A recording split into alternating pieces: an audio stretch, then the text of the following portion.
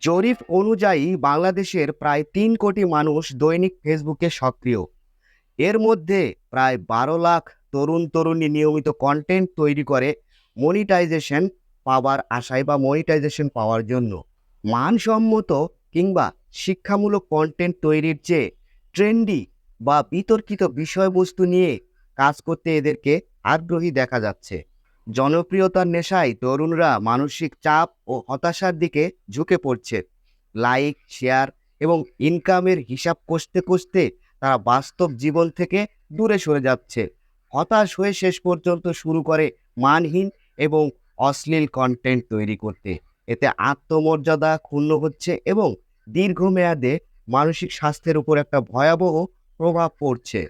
ফেসবুকে মনিটাইজেশন একটি ইতিবাচক সুযোগ তৈরি করলেও কিন্তু এর সঠিক ব্যবহার না হলে অর্থ ও খ্যাতির পেছনে ছুটতে গিয়ে নৈতিকতা, ব্যক্তিত্ব ও সামাজিক মূল্যবোধ অনেকেই ইদানিং হারাচ্ছেন।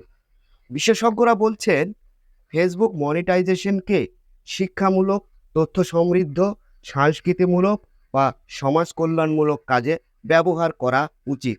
তারা মনে করছেন অর্থ উপার্জনের পাশাপাশি ব্যক্তিত্ব, নৈতিকতা ও সামাজিকতা এবং সামাজিক মূল্যবোধ রক্ষাই এর প্রকৃত সাফল্য। সুতরাং রাতারাতি বড় ক্রিয়েটর এবং মনিটাইজেশন পাওয়ার জন্য অস্থির না হয়ে ভালো ভালো কন্টেন্ট তৈরি করুন। একটু সময় লাগলেও টিকে থাকতে পারবেন বহুত দিন। তাই আপনি যদি একটু কষ্ট করে ভালো মানের কন্টেন্ট, রুচিশীল যে কন্টেন্টগুলো সমাজের মানুষের উপকারে আসে, সেই কন্টেন্টগুলো তৈরি করতে পারেন, তাহলে কিন্তু অবশ্যই আপনি এই ফেসবুক প্ল্যাটফর্ম কেন, যে কোনো সোশ্যাল প্ল্যাটফর্মেই দীর্ঘদিন টিকে থাকতে পারবেন। আপনার কন্টেন্ট ক্রিয়েশন যাত্রা ভালো হোক। সবাই সুস্থ থাকবেন, সুন্দর থাকবেন।